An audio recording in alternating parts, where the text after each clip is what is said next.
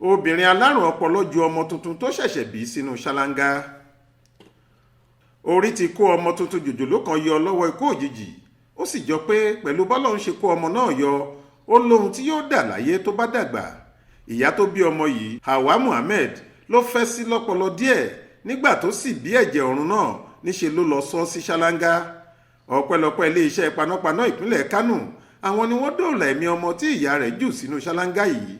Ọmọ tuntun jòjòló ọ̀hún tó jẹ́ ọmọ obìnrin ni Ọlọ́run ní ẹ̀mí ẹ̀ lò gẹ́gẹ́ bí wọ́n ṣe rí i gbé jáde láàyè nínú Ṣalanga oníhò ọ̀hún.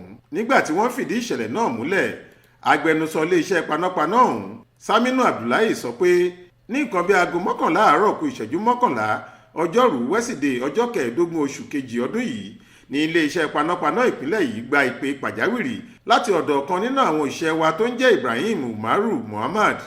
Òun ló ṣàlàyé pé ìṣẹ̀lẹ̀ kan ń wáyé lọ́wọ́ lágbègbè Sabon Títì Gidan Kankara nígboro ìlú Kánò.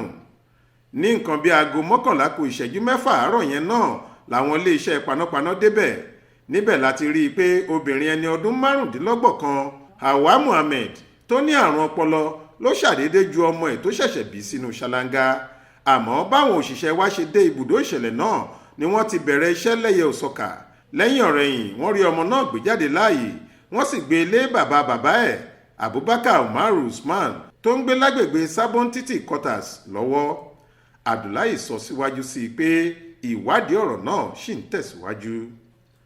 Monísọ́lá Sàká ló ṣàkójọ ìròyìn yìí fún iléeṣẹ́ tẹlifíṣàn Aláròye online. Faith Adébọ́lá ló kà á sétí ìgbọ́ yín.